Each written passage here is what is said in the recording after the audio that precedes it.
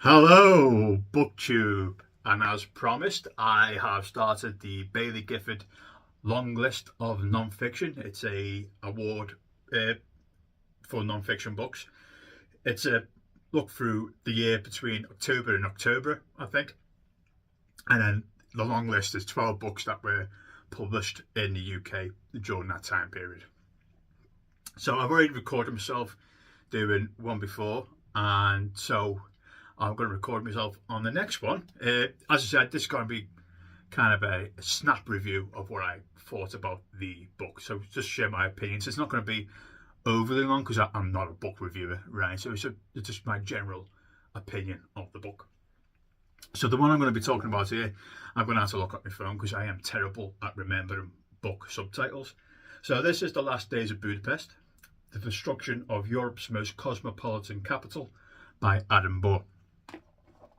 So this book is looking at the takeover of Hungary by the Nazis in the Second World War, and how Budapest eventually became more fascistic, and how anti-Semitism, even though that was prevalent at the time, it's discussed. The build-up's discussed before the Nazis became associated with Hungary, the Hungarian capital, the Hungarian government, and Germany linked up, to fight back the Soviets. So it discusses what happened before, how anti-Semitism was already there, but how then it built up during the war period of 1940 and 1945. So it discusses how, outside of Budapest, that the Jewish people were rounded up faster than they was in the actual capital itself, because the Jewish people at the capital, they knew various people, even though they were still subjugated and were given different rules what other Christian folk didn't have to follow. They could only have so much money. They couldn't have sell X, Y, and Z. So this is what's happening from 41 to 42 to 43 as fascism started to go up and up and up, and anti-Semitism started going up and up and up and up. How the Jewish people started getting really, really persecuted in Budapest. And that's what this book is about.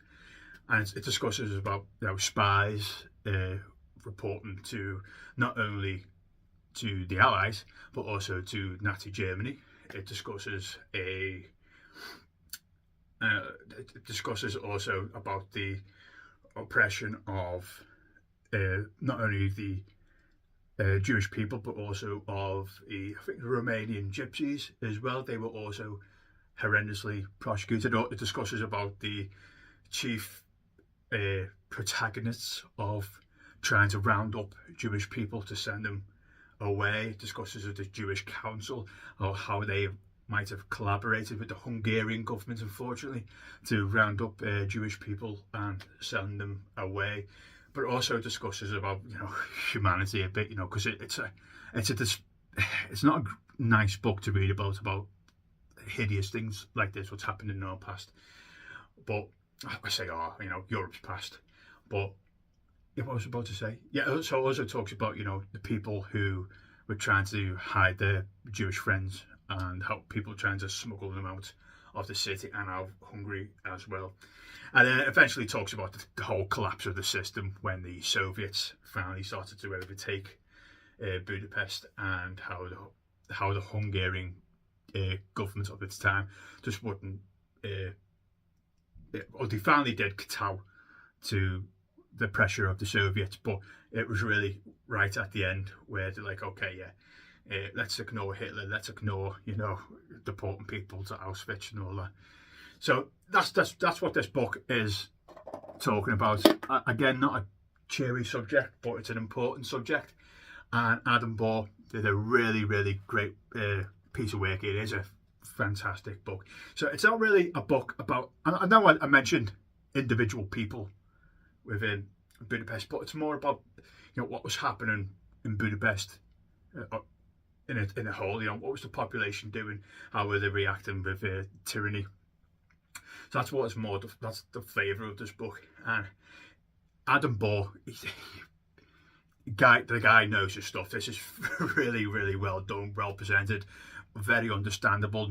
There's nothing here that's going to overload you. Go, I don't understand what's going on. This is a very well consistent book about some of the atrocities what happened in World War II. And if you're interested in World War II history, but looking at it in a microcosm of just one city within continental Europe, pick up this book. You can't do wrong. It's really, really it's a really, really great book to read about European history. And that was my second book review of more of opinion, isn't it, than a review of the Baillie Gifford Longlist. So I've got 10 more to go. Talk to you soon, BookTube. Bye.